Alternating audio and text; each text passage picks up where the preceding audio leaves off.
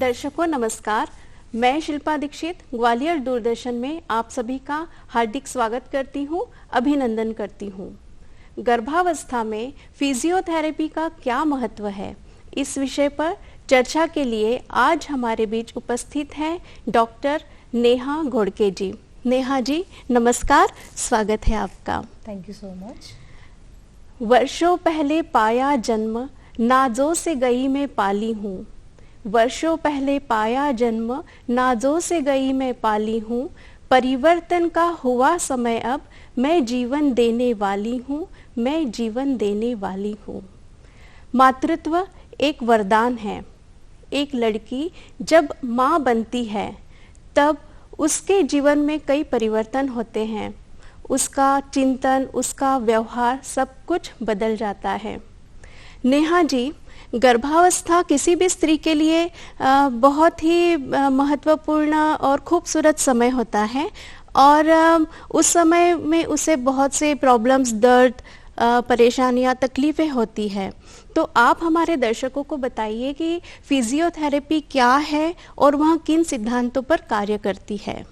जी शिल्पा जी, जैसे कि आपने बताया कि गर्भावस्था एक वरदान है, तो उसमें वाकई बॉडी में इतने सारे चेंजेस आते हैं एक महिला के शरीर के अंदर कि उनसे कोप अप करने के लिए फिजियोथेरेपी की अगर वो मदद लेती हैं तो उनके कष्ट कुछ हद तक कम हो सकते हैं। तो मैं आपको सबसे पहले बताऊं कि फिजियोथेरेपी क्या होती है।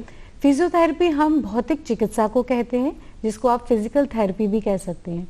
इसमें हमारे दो पार्ट होते हैं, पहला एक्सरसाइज थेरेपी और दूसरा इलेक्ट्रोथेरेपी। एक्सरसाइज थेरेपी मीन्स हम व्यायाम के द्वारा किसी भी डिसऑर्डर को या कोई मैकेनिकल प्रॉब्लम को दूर करते हैं। दूसरा होता है इलेक्ट्रोथेरेपी, जिसमें हम मशीनों का सहायता लेते हैं। कभी कभी ये दोनों भी यूज होते हैं और कभी दोनों में से किसी एक से भी काम हो जाता है। अब हम बात करते हैं गायनेक फिजियोथेरेपी की। गायनेक फिजियोथेरेपी मीन्स जैसे ही आप कंसीव करते हैं, कोई महिला कंसीव करती है, उसकी शुरुआत से लेके जब वो चाइल्ड बर्थ करती है और उसके बाद अपनी बॉडी रिकवर करती है, वहां तक गायनेक फिजियोथेरेपी काम करता है। इसमें जैसे कि बहुत सारे चैलेंजेस बॉडी को फेस करने पड़ते हैं, जैसे धीरे धीरे वजन बढ़ रहा है, आप ऊपर से कोई दवाई नहीं ले सकते ताकि बच्चे को कोई साइड इफेक्ट ना हो, तो फिर आप कैसे उसको ठीक करेंगे अपने दर्दों को। तो उसके लिए हम गायनेक फिजियोथेरेपी का इस्तेमाल करते हैं। नेहा जी, फिजियोथेरेपी की क्या उपयोगिता है और यह किस तरह से फायदा पहुंचाती है? देखिए, फिजियोथेरेपी जो है, गायनेक फिजियोथेरेपी अगर हम बात करें तो उसमें हमारा वेट गेन होता है, महिला का वेट गेन होता है। उसके साथ साथ कमर में दर्द, गर्दन में दर्द, आगे शोल्डर्स में प्रॉब्लम आती है, आप झुक के कुछ उठा नहीं सकते। तो ये सारी प्रॉब्लम्स की निजात पाने के लिए आपकी गायनेक फिजियोथेरेपिस्ट या आपके गायनेकोलॉजिस्ट आपको जो डॉक्टर्स रेफर करेंगे वो आपको एक पूरा प्रिस्क्रिप्शन देंगे एक्सरसाइज का। अगर आप उसको पूरे 9 महीने तक फॉलो करते हैं तो आपको ना ही सिर्फ प्रेगनेंसी के दौरान निजात मिलेगी अपने दर्दों से, इवन चाइल्ड बर्थ के बाद भी आप जल्दी से रिकवर हो जाते हैं। अच्छा, तो नेहा जी, गर्भावस्था में फिजियोथेरेपी किस तरह से कार्य करती है? जी, गर्भावस्था की आप जैसे एंटर होते हैं जिस ड्यूरेशन में, उससे पहले जैसे आपने मन बना लिया कि नहीं अब मुझे चाइल्ड बर्थ के लिए, बेबी के लिए तैयार होना है, तो आप अपनी फिजिकल एक्टिविटीज थोड़ी बढ़ाएं, अपनी लाइफस्टाइल हेल्दी करें और रेगुलर एक्सरसाइज को अपने रूटीन का पार्ट अगर हम बना लेते हैं तो गर्भावस्था ना कि हमारी अच्छी निकलती है, उसके साथ ही साथ हम भी फिट रहते हैं, हमारा बेबी भी। गर्भावस्था जो है वो 9 महीने का ड्यूरेशन, हम जैसे कि सबको पता है, उसको मेडिकल लाइन में हम 3 भागों में डिवाइड करते हैं, जिसको हम ट्रिमेस्टर्स बोलते हैं। Trimester 1, trimester 2 and trimester 3। First trimester जो होता है वो आपका फर्स्ट, सेकंड और थर्ड मंथ इंक्लूड करता है। ये बहुत ही सही समय होता है कि आप एक हेल्दी लाइफस्टाइल के साथ साथ एक्सरसाइज भी शुरू कर दें। अगर आप पहले से कोई एक्सरसाइज कर रहे हैं जैसे कि स्विमिंग, साइकिलिंग या जॉगिंग या बॉल एक्सरसाइजेज, स्ट्रेंथनिंग टेक्निक्स, तो आप उसे कंटिन्यू कर सकते हैं। अच्छा। और अगर आप नया शुरू कर रहे हैं तो आप अपने डॉक्टर से कंसल्ट करके एक्सरसाइज शुरू कर सकते हैं। दूसरा ट्रिमेस्टर होता है 3, 4 और 5 मंथ्स, जी 4, 5 और 6 मंथ्स वाला। उसमें भी आप एक्सरसाइज शुरू कर तो सकते हैं, पर थोड़ा सा संभल के करना होता है। लास्ट वाला ट्रिमेस्टर आता है 7, 8 और 9 मंथ्स वाला। उसमें आप अपने आप कोई एक्सरसाइज शुरू ना ही करें तो अच्छा है, क्योंकि इस ड्यूरेशन में आपका वेट बढ़ जाता है काफी। हाँ, फिर आप कोई नई स्टार्ट करेंगे एक्सरसाइज तो वो बच्चे को भी हानि कर सकती है और आपको भी। तो इट्स बेटर कि आप पहले से एक्सरसाइज शुरू करें। यानी हमें कौन से मंथ से एक्सरसाइज स्टार्ट करनी चाहिए? देखिए, अगर हम स्टार्ट करने की बात करें तो 1 to 5 मंथ्स आप स्टार्ट कर सकते हैं। उसके बाद अगर आपने स्टार्ट नहीं किया है तो फिर आप जैसा आपका ड्यूरेशन निकल रहा है वैसे ही निकालिए, नॉर्मल वॉक वगैरह कर लीजिए, पर किसी स्पेशल एक्सरसाइज के थ्रू ना जाए। अच्छा, उसके लिए डॉक्टर की सलाह जरूरी है। जी जी, आप मन बिल्कुल। से नहीं कर सकते। जी बिल्कुल नहीं कर सकते, वो ड्यूरेशन गया जब आप खुद पे एक्सपेरिमेंट करेंगे। अब आपको डॉक्टर की सलाह के बिना फिर कोई एक्सरसाइज शुरू नहीं करनी है। जी नेहा जी, हमें व्यायाम के दौरान, एक्सरसाइज के दौरान कौन कौन सी सावधानियां बरतनी चाहिए? देखिए, कोई भी एक्सरसाइज करने के लिए हमें सबसे पहले कंफर्टेबल और प्रॉपर शूज चाहिए, ताकि उनमें हील्स ना हो और आप स्लिप ना करें, ताकि आपको भी हार्म ना हो और बेबी को भी नहीं। और दूसरा, आपकी जो क्लोथिंग है वो कंफर्टेबल होनी चाहिए, एटलीस्ट ऐसी हो कि एयर पास ऑन हो पाए आपके कपड़ों से। तो आपको जो हीट प्रोड्यूस होती है ड्यूरिंग एक्सरसाइज, वो आपको एकदम चक्कर या आपका बीपी ना बढ़ाए या आपको फेंट होने जैसी स्थिति ना आए कि आप बेहोश हो जाएं। इसलिए कूल क्लोथिंग रखिए और प्रॉपर शूज पहनिए। हो सके तो खुली हवा में सुबह के टाइम, जहां आपको वातावरण में अच्छी ऑक्सीजन मिल सकती है, वहां करें तो बेस्ट है। नेहा जी, ये बताइए कि हर वर्ग की, हर उम्र की महिलाओं के लिए और साथ ही गर्भावस्था के दौरान सारी महिलाओं के लिए कौन सी एक्सरसाइज बेस्ट होगी और जो हार्मफुल भी ना हो, ऐसी कौन सी एक्सरसाइजेस हैं? देखिए, अगर आप पहले से ही फिटनेस में हैं, जैसे कुछ लोग साइकिलिंग करते हैं, जॉगिंग करते हैं या फिर स्विमिंग करते हैं, अगर आप सेम स्पोर्ट्स करना चाहें तो आप इसको आगे भी कंटिन्यू कर सकते हैं। जैसे बहुत नॉर्मली ब्रीदिंग एक्सरसाइजेस हैं, योगा पोजेस हैं कुछ, जिसमें हम बस पेट के बल लेट के कोई एक्सरसाइज ना करें, बैक के सपोर्ट से लेट के आप एक्सरसाइज कर सकते हैं। ये एक्सरसाइज तो आप कर ही सकते हैं, पर कुछ एक्सरसाइज ऐसी हैं अगर आप वो करें तो आपके लिए रामबाण का काम करती है। जैसे सबसे पहले एक्सरसाइज कीगल्स कहा जाता है। कीगल्स आपके पेल्विक फ्लोर मसल्स को स्ट्रॉन्ग रखती है।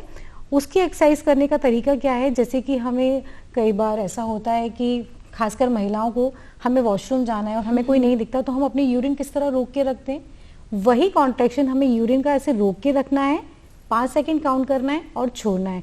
ये कीगल्स एक्सरसाइज आप दिन भर में कभी भी कर सकते हैं और कितनी भी बार भी कर सकते हैं, जैसे 10 या 20 बार तो एटलीस्ट करना ही चाहिए। तो ये हमको ना ही प्रेगनेंसी में काम करती है, आगे चाइल्ड बर्थ या ओल्ड एज में महिलाओं को जो जैसे इनकॉन्टिनेंस की प्रॉब्लम, जिसमें यूरिन नहीं रोक पाते, वो जो परेशानी है वो कभी नहीं आती। तो एक तो ये बेस्ट एक्सरसाइज है। दूसरा, पोस्चर करेक्ट करने के लिए कैट एंड कैमल पोज, जो कि आपने योगा में भी सुना होगा, आजकल नेट पे भी सब देखते हैं। कैट एंड कैमल पोज मतलब जैसे घोड़ा बनते हैं बच्चे, उस तरह आप घोड़ा बन जाएं। पहले कैट वाला आर्च बनाएं, देन फिर कैमल वाला हम्प बनाएं। तो ये कैट एंड कैमल पोज अगर हम 5 to 10 टाइम रिपीटेशन करते हैं 3 सेकंड के होल्ड के साथ, तो आपके पोस्चर रिलेटेड जितने भी प्रॉब्लम्स हैं वो भी सॉल्व हो जाएंगे। इसके बाद की जो एक्सरसाइज है वो है, आप मेडिटेट करें, मेडिटेशन भी अच्छे से कर सकते हैं। देन रामदेव बाबा ने सबको बटरफ्लाई एक्सरसाइज भी बहुत अच्छे से बताई हुई है, वो भी कर सकते हैं। इसी के साथ नॉर्मली उठक बैठक वाली एक्सरसाइजेज होती है, जिसमें आपको बैठना है हल्का सा, देन उठना है। ये एक्सरसाइज भी 5 to 10 टाइम्स अगर आप रिपीट करते हैं तो भी आपको गर्भावस्था में कुछ एक प्रॉब्लम्स जो है posture related, pelvic floor muscles की वीकनेस वाली, वो सब करेक्ट हो जाएंगे। तो ये सभी महिलाएं कर सकती हैं ना? जी जी, ये एक्सरसाइज ऐसा तो नहीं है कि ये सिर्फ प्रेगनेंसी के दौरान ही करना है या ये उस समय नहीं करना, ऐसा तो कुछ नहीं है। देखिए, कर तो सारी ही सकते हैं, लेकिन पेल्विक फ्लोर स्ट्रेंथनिंग जैसी एक्सरसाइज तो सभी कर सकते हैं, पर उठक बैठक वाली एक्सरसाइज स्पेशली इसलिए कराई जाती है ताकि नॉर्मल ओपनिंग जो है वेजाइना की, वो मसल सारी स्ट्रेच हो जाए और नॉर्मल डिलीवरी में उसमें हेल्प हो पाए, इसलिए सिलेक्टिव हमने वो एक्सरसाइज बताई है। जी, तो नेहा जी, पेल्विक फ्लोर की मांसपेशियों को सुदृढ़ करने में यह थेरेपी किस प्रकार सहायक है? सबसे पहले तो मैं आपको बताऊं कि पेल्विक फ्लोर मसल्स होती क्या है। पेल्विक फ्लोर मसल्स जो है वो वेजाइना के आसपास की मसल्स को कहा जाता है। ये वही मसल्स हैं जो आपके पूरे बच्चे का लोड लेती हैं। जब आप प्रेग्नेंट होते हैं तो सारा लोड उसी मसल्स पे आता है, तो बहुत जरूरी है कि हम उसको स्ट्रॉन्ग करें, क्योंकि चाइल्ड बर्थ के वक्त भी इनको बहुत डैमेज पहुंचता है। तो उसकी एक्सरसाइज के लिए, जैसे कि मैंने आपको अभी कीगल्स बताया, वो बेस्ट एक्सरसाइज है। उसका ख्याल अगर हम करते हैं, और भी एक्सरसाइज जो आपकी गायनेकोलॉजिस्ट ने आपको कंसल्टेशन के वक्त प्रिस्क्रिप्शन में लिखी है, अगर आप फॉलो करते हैं तो आपका पेल्विक फ्लोर ना ही स्ट्रॉन्ग होगा, चाइल्ड बर्थ के बाद रिकवर भी जल्दी होगा। जी, तो नेहा जी, प्रेगनेंसी में किन प्रॉब्लम्स के समय हमें फिजियोथेरेपी नहीं करनी चाहिए? जी, जैसे कि मैंने बोला कि अपने आप एक्सरसाइज स्टार्ट नहीं करनी, उसका कारण ही यही है। कई बार बहुत सारी प्रॉब्लम्स प्रेगनेंसी के साथ एसोसिएट होती हैं, जिनमें जितनी एक्सरसाइज लाभदायक है उतनी नुकसानदायक भी हो सकती है, जैसे कि हार्ट प्रॉब्लम्स। अगर आपको ऑलरेडी हार्ट्स की आप कोई मेडिसिन लेते हैं हार्ट प्रॉब्लम की, या आपको हार्ट में कोई इशू है, तो आपको एक्सरसाइज नहीं करनी है अपने आप। प्लस आपको लंग रिलेटेड कोई डिजीज है, जैसे कि अस्थमा या लंग में कोई इन्फेक्शन, तो नहीं करनी है। जैसे कि आपके डॉक्टर ने आपको सजेस्ट किया हो कि आपको मल्टीपल प्रेगनेंसी, यानी आपको ट्विंस हैं या ट्रिपलेट्स हैं, उस वक्त आपके ऊपर बहुत लोड होता है, तो भी आपको एक्सरसाइज नहीं करनी। या फिर पूरे 9 महीने में कभी भी आपको ब्लीडिंग की कंप्लेंट आई है कि आपको ब्लीडिंग हो रही है, वेजाइनल ब्लीडिंग, तब भी आपको एक्सरसाइज नहीं करनी है। और या फिर आपको डॉक्टर ने बोला है कि आपका बच्चा अच्छे से ग्रोथ नहीं कर रहा है या अंडर ग्रोथ है, तब भी एक्सरसाइज आप अपने आप नहीं स्टार्ट कर सकते। तो नेहा जी, जैसे प्रेगनेंसी के दौरान कुछ चोट लग जाती है और आप मेडिसिन भी नहीं ले सकते हैं उस टाइम पीरियड में, तब हमें क्या करना चाहिए? देखिए, महिलाएं बहुत, डॉक्टर्स भी और महिलाएं खुद जो प्रेग्नेंट हैं वो अवॉइड करती हैं कि ड्यूरिंग प्रेगनेंसी वो कोई ऐसी मेडिसिन ना लें कि बच्चों पे दुष्प्रभाव आए, उनके बच्चे के फ्यूचर पे। तो इसके लिए आप घरेलू नुस्खे आजमा सकते हैं, जैसे कि प्राइस प्रोटोकॉल, हमारी फिजियोथेरेपी का एक प्रोटोकॉल होता है जिसमें PRICE, प्राइस, इसमें बहुत सिंपल सॉल्यूशन है, इसको नोट डाउन कीजिए। P का मतलब होता है प्रिवेंशन, जैसे कि आपको जो चोट लगी है उस एरिया में दोबारा चोट ना लगे, उसका थोड़ा ध्यान रखें। उसके बाद है R मीन्स होता है रेस्ट। आप रेस्ट कीजिए। आप जैसे आपको चोट लगी है तो ये नहीं आज एक्सरसाइज करना है तो करना ही है, रेस्ट कीजिए। I का मतलब है आइसिंग।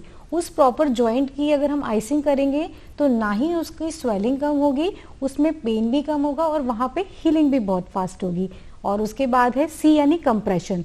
वहाँ पे कंप्रेशन बैंडेजेस बहुत इजीली अवेलेबल होते हैं मार्केट में, वो उसे कंप्रेस करके रखें। E का मतलब है एलिवेशन। आप 2 या 3 पिलोज के साथ, जैसे पैर में चोट लगी, उसको एलिवेट करके अगर रखेंगे नॉर्मल बेड से, तो स्वेलिंग भी कम होगी और हीलिंग भी प्रमोट होगी। नेहा जी, प्रेगनेंसी के समय पोस्चर से संबंधित कुछ प्रॉब्लम्स जैसे होती है, तो उसमें फिजियोथेरेपी कहाँ तक सहायक होती है? देखिए, जैसे कि अपन डिस्कस कर ही रहे हैं कि रोज चेंजेस आते हैं बॉडी में, 9 मंथ तक हर दिन कुछ न कुछ नया बदलाव होता है। बिल्कुल सही बात। तो उसी तरह से जब बेबी का वेट बढ़ता है तो माँ की मांसपेशियों पे लोडिंग ज्यादा आती है, तो बैक पेन बहुत इजीली होता है जी। आपके शोल्डर्स आगे हो जाते हैं क्योंकि आपका ब्रेस्ट हैवी होता है, क्योंकि वो लैक्टेशन के लिए तैयार हो रहा है जी। तो आपकी नेक और शोल्डर्स पेन भी होता है। तो मैंने कैट एंड कैमल करके जो एक पोज बताया है वो एक्सरसाइज हम करें, और हो सके तो खुद इरेक्ट रह के खड़े होना या चलना शुरू करें। तो उससे क्या होगा, हमें समझ में आएगा कि हम कहाँ गलती कर रहे हैं, और अगर आप उस पोस्चर को करेक्ट करके रखेंगे तो आपको पोस्चर से रिलेटेड कोई दिक्कत नहीं आएगी। नेहा जी, फिजियोथेरेपी में कौन कौन से ट्रीटमेंट होते हैं? जैसे हमने सुना है कि हीट ट्रीटमेंट है, मसाज ट्रीटमेंट, वैसे और भी कैसे कौन से ट्रीटमेंट होते हैं और वो कहाँ पर यूज किए जाते हैं? देखिए, एक्सरसाइज से रिलेटेड तो सारा प्रिस्क्रिप्शन आपको डॉक्टर से या आपके थेरेपिस्ट ही देंगे, पर इलेक्ट्रोथेरेपी में बहुत सारी मशीनें हमारे पास होती हैं, जिसमें टेंस, IFT, अल्ट्रासाउंड, या आप जैसे बता रहे हैं हॉट फर्मेंटेशन, पैंस, कपिंग, बहुत सारे इक्विपमेंट्स आजकल एडवांस आ गए हैं, वो सब हम यूज करते हैं। पर कोशिश करते हैं कि प्रेग्नेंट यूटरस के आसपास कोई मशीन का ज्यादा यूज ना करें, इसलिए हम क्योर करते हैं उसको एक्सरसाइज के थ्रू, मेडिटेशन के थ्रू, योगा के थ्रू। तो थोड़ा सा मशीनों से हम प्रेग्नेंट यूटरस पे बचना चाहते हैं। अच्छा, तो इस थेरेपी के क्या फायदे होते हैं? इस थेरेपी को करने से क्या फायदे होते हैं? देखिए, फिजियोथेरेपी जो है आजकल प्राइमरी ट्रीटमेंट बन गया है। लोग अवेयर हो गए हैं कि ज्यादा लंबे समय तक हमें दवाइयां नहीं खानी है। ठीक है, दवाइयां आप एक शॉर्ट टर्म के लिए खा सकते हैं, जैसे उसका दर्द या उसका असर खत्म हो जाता है, आपको दर्द फिर से आ जाता है। जी। कुछ मैकेनिकल डिसऑर्डर्स होते हैं जैसे कि lumbar disc bulge, cervical spondylitis, knee arthritis, इन सब में दवाइयां टेम्परेरीली काम करती हैं। अगर आप फिजियोथेरेपी ट्रीटमेंट, चाहे वो एक्सरसाइज थेरेपी या इलेक्ट्रोथेरेपी, उसमें कंबाइंडली जब लेते हैं तो ना ही आपको इस प्रॉब्लम से परमानेंटली सॉल्यूशन मिलता है, आगे कोई और प्रॉब्लम भी नहीं होती है। और दवाइयों का तरीके ऐसा है कि छोटा सा इंसिडेंट मैं आपको बताना चाहूंगी। एक फैमिली में 5 लोग रहते हैं, उन चारों की 4 एडल्ट हैं, उसमें चारों की दवाइयां चलती है। छोटी बच्ची है, वो सबको देखती है कि ये दवाई खा रहे हैं, पानी पी रहे हैं, दवाई खा रहे हैं, पानी पी रहे हैं। एक दिन उसने ऐसे ही करके और पानी पिया, तो मैंने कहा ये क्या कर रही है, इसने कुछ दवाई खाई है क्या? तो उनके पेरेंट्स बोले कि नहीं वो हम सबको ऐसा देखती है ना, इसलिए ऐसा कर रही है। वो जब भी पानी पीती है तो ऐसे इमेजिन करती है कि मैं दवाई खा रही हूँ। तो हम अपने बच्चे को देखिए क्या परवरिश दे रहे हैं कि हम दवाई खा के जीवन काट रहे हैं। तो अगर प्रेगनेंसी से ही हम हेल्दी रहेंगे, अपने बच्चों में वही चीजें डालेंगे, तो आगे वो भी यही सीखेंगे कि हेल्दी लाइफस्टाइल, हेल्दी एक्सरसाइजेस से ही हमारा जीवन जो है वो सुचारू रूप से चल सकता है, ना कि दवाइयों से। इसलिए फिजियोथेरेपी बहुत जरूरी है आगे जमाने में। तो फिजियोथेरेपी के क्या कुछ नुकसान भी है? जी, फिजियोथेरेपी के कोई साइड इफेक्ट नहीं है, पर ये कहते हैं ना कि अति सर्वस्व वर्जित। अगर आप ज्यादा एक्सरसाइज कर लेते हैं, जरूरत से ज्यादा मशीनें लगवा लेंगे, आप उन पे ही डिपेंड हो जाएंगे मशीनों पे, तो वो कहीं ना कहीं साइड इफेक्ट क्या देगी, डिपेंडेंसी या एडिक्शन देगी आपको, और कुछ नहीं। तो हर चीज का डोज है, जैसे एक्सरसाइज भी। प्रेगनेंसी में भी आपको रेगुलर एक्सरसाइज कैसे करनी है, अगर आपको 1 वीक पूरा एक्सरसाइज के लिए मिला है तो 2 दिन एक्सरसाइज कीजिए, 1 दिन रेस्ट कीजिए, फिर 2 दिन एक्सरसाइज कीजिए। Rest is always compulsory. Okay. तो फिजियोथेरेपी हमें कब करनी चाहिए या कब ना करनी चाहिए, उसका भी कुछ सिस्टम होता है? देखिए, फिजियोथेरेपी के लिए आपको जैसे ही आप चोट लगी, जी, अगर आपने एक दिन घर में वॉच कर लिया या आपको बैक पेन है, एक दिन आपने घर में देख लिया कि मेरे को इससे निजात नहीं मिल रही है, तो आपको फिर फिजियोथेरेपी कंसल्टेशन लेना जरूरी है। क्योंकि 1-2 दिन या 7 दिन तक केस एक्यूट रहता है, उसके बाद फिर सब एक्यूट और क्रोनिक स्टेजेस में पहुंच जाता है। फिर फिजियोथेरेपी में ही नहीं, और भी कोई आप मेडिसिन भी लेते हैं तो आपको बहुत टाइम लगता है रिकवरी में। अगर हम शुरुआत में ही ट्रीटमेंट ले लें तो फिर बाद में इतनी दिक्कत नहीं आएगी और आप जल्दी रिकवर कर जाएंगे। जी। तो नेहा जी, जैसे अल्ट्रासाउंड जो थेरेपी है वो दर्द रहित है वो थेरेपी, तो ऐसे ही दर्द रहित थेरेपी ही है ये भी? देखिए, दर्द में जब पेशेंट हमारे पास आता है तो आप जैसे डॉक्टर्स के पास भी जाते हैं तो आपसे कहते हैं अच्छा आपको ये उल्टी हो रही है तो ये दवाई, अच्छा आपको जुकाम हो रहा है तो ये दवाई। आपका रूट कॉज जानना बहुत जरूरी है। तो फिजियोथेरेपी में हम ना सिर्फ सिम्टम्स पे काम करते हैं, हम उसके रूट कॉज पे काम करते हैं। जैसे आपने बोला आपको बैक पेन है जी, तो हम ये देखेंगे बैक पेन किस वजह से हो रहा है। बहुत सारे लोग जैसे सियाटिका के भी आते हैं, या और पैर में दर्द के आते हैं, सुन्नपन आ रहा है, नंबनेस आ रही है, किसी के हाथ में दर्द उतर रहा है, कोई कह रहा है हमें फ्रोजन शोल्डर है। पर अगर हम जड़ देखेंगे नहीं कि फ्रोजन शोल्डर है तो किस वजह से है, कई बार सिर्फ मांसपेशियों की वीकनेस से ही जॉइंट लॉक हो जाता है। जॉइंट लॉक नहीं होता, पर मांसपेशियां ही इतनी वीक होती है कि जॉइंट काम ही नहीं करता। तो उसकी जड़ जानना बहुत जरूरी है कि ये प्रॉब्लम हो क्यों रही है, उसके बाद ही आपको परमानेंट सॉल्यूशन मिलता है। अच्छा, तो अल्ट्रासाउंड और फिजियोथेरेपी, इसमें डिफरेंस क्या है? जी, अल्ट्रासाउंड तो फिजियोथेरेपी के इक्विपमेंट का एक पार्ट है। ओके। बहुत सारे लोग ये कहने आते हैं कि हम सिकाई करवाने जा रहे हैं। जी। सिकाई तो एक पार्ट है ट्रीटमेंट का, ना कि पूरी फिजियोथेरेपी को सिकाई कहा जाता है। अगर आप ऑस्ट्रेलिया या और भी कंट्रीज में आप जाएंगे तो वो first line of treatment physiotherapy ही होता है। यहाँ लोगों को थोड़ा कम अवेयरनेस है इंडिया में, जो कि धीरे धीरे आ रही है, तो वो पहले डॉक्टर्स के पास जाते हैं, डॉक्टर्स जब रेफर करते हैं पर थेरेपिस्ट के पास आ रहे हैं। पर ऑस्ट्रेलिया वगैरह में ऐसा नहीं है, पहले वो फिजियोथेरेपिस्ट के पास जाते हैं। फिजियोथेरेपिस्ट उनकी कंडीशन देख के समझता है ये न्यूरो का केस है कि ऑर्थो का केस है या गायनक का केस है, तब वो रेफर करते हैं। इसी तरह से वहाँ पे treatment of line of treatment चलता है। जी। नेहा जी, हमें यह बताइए कि आफ्टर प्रेगनेंसी आप क्या एडवाइस करेंगी? आफ्टर प्रेगनेंसी यानी चाइल्ड बर्थ के बाद जो ड्यूरेशन होता है उसको वो हम पोस्टपार्टम फेज कहते हैं, जो कि 9 मंथ से लेकर 6 मंथ्स तक चलता है। 9 मंथ्स के बाद से लेकर 6 मंथ तक चलता है चाइल्ड बर्थ के बाद। तो उस ड्यूरेशन में हमारी बॉडी क्या करती है, महिला की बॉडी वो रिवर्स में जाती है। जो जो चेंजेस उसकी बॉडी में आए हैं, जैसे जो उसने वेट गेन किया है वो कम होने लगेगा, जो ब्रेस्ट साइज है वो कम होने लगेगा। जी। बाकी पैरों की स्वेलिंग या जो भी थोड़ी मोटी आई है प्रेगनेंसी में वो सब बैक में जाएगी। पेल्विक फ्लोर की मसल जो कि थोड़ी बहुत रप्चर होती हैं नॉर्मल डिलीवरी में, वो अपनी पोजीशन पे जाती हैं। तो फिजियोथेरेपी की एक्सरसाइजेस, फिजियोथेरेपी के मॉडिफिकेशन जो होते हैं वो रिकवरी में हेल्प करते हैं। जी। नेहा जी, क्या फिजियोथेरेपी डिलीवरी के लिए तैयार करती हैं? जी बिल्कुल। फिजिकल अगर आपको फिट रखते हैं हम, तो आप डिलीवरी के वक्त आपकी बॉडी हर फिजिकल जो भी चैलेंजेस आते हैं उनको फेस करने के लिए काम करती है। तो बहुत ज़रूरी है ना कि पूरे 9 मंथ्स, उससे पहले जी आप अपने आप को फिट रखें ताकि आपके बच्चे भी स्वस्थ रहें और आप भी। अच्छा, और प्रेगनेंसी के दौरान हमें अपना आहार कैसा रखना चाहिए? क्या खाना चाहिए, क्या ना खाएं? देखिए, आहार जो है उसमें दोनों चीजें आ जाती हैं, आपका फूड भी और प्लस वाटर इनटेक भी। बहुत सारी महिलाएं क्या करती हैं कि बार बार यूरिनेशन का वो आता है, क्योंकि बेबी का वेट बढ़ता है तो बार बार यूरिन ना जाना पड़े, इस वजह से पानी कम पीती हैं। प्लीज ऐसा बिल्कुल मत कीजिए। आपको दिन भर में एटलीस्ट 2 से 3 लीटर पानी तो पीना ही है, चाहे आप वो जूस के फॉर्म में पिए या सूप के फॉर्म में पिए या थोड़ा ऐसे एडजस्ट करके टी कॉफी थोड़ा सा कम लें, क्योंकि उसमें कैफीन की मात्रा ज्यादा होती है। तो पानी आप लेवल बढ़ाएं, चाय वगैरह कम पिए।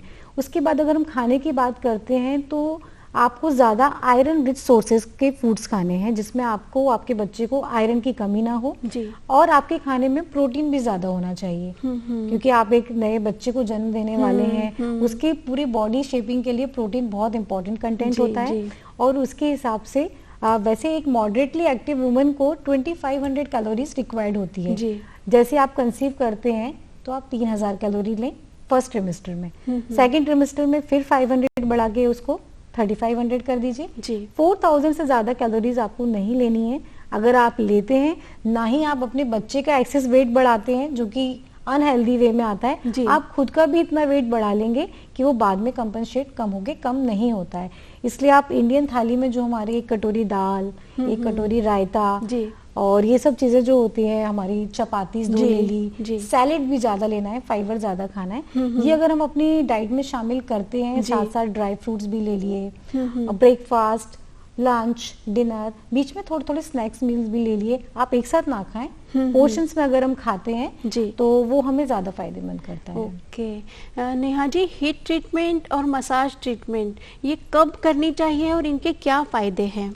देखिए, हीट ट्रीटमेंट जो होता है, जिसको हम हॉट फर्मेंटेशन भी कहते हैं, उसमें ना आपकी जो भी जकड़न है मांसपेशियों की, उसमें एक टेम्परेरी रिलीफ आ जाता है। ठीक है, तो जैसे आपको घर में आपको लग रहा है कि मुझे बैक पेन हो रहा है, मुझे शोल्डर पेन हो रहा है, तो आप बहुत सारे हीट पैक्स भी अवेलेबल होते हैं मार्केट में। नहीं तो पानी में नॉर्मली आप टॉवल डाल के उससे भी आप सोकिंग करके अपना वो कर सकते हैं। इससे आपको ना ही पेन किलर से बचेंगे और आपको जो भी पेन हो रहा है उससे भी आपको निजात मिलेगी। यानी मसाज का, जैसा कि आपने बोला, मसाज एक्चुअली क्या होता है, लोग बहुत हार्डली अप्लाई करवाते हैं। अगर आप इतना हार्ड मूवमेंट के साथ मसाजिंग इफेक्ट किसी को दे रहे हैं तो आप उसको रिलैक्स नहीं कर रहे हैं, आप उसका स्ट्रेस और बढ़ा रहे हैं, क्योंकि इससे कहीं ना कहीं मसल्स जो है वो टियर होने लगते हैं। तो बहुत लाइट हाथों से अगर आप कोई ऑइंटमेंट या ऑयल लगाते हैं तो वो रिलैक्सिंग इफेक्ट देगा, अदरवाइज नहीं देगा। नेहा जी, आपने हमारे दर्शकों को बहुत अच्छी जानकारी दी और हमें यकीन है कि हमारे दर्शक आपकी दी हुई जानकारी से लाभान्वित ज़रूर होंगे। तो आपका बहुत बहुत शुक्रिया। दर्शकों, आपसे फिर मुलाकात होगी एक नए विषय के साथ। तो शिल्पा दीक्षित को आज्ञा दीजिए। नमस्कार।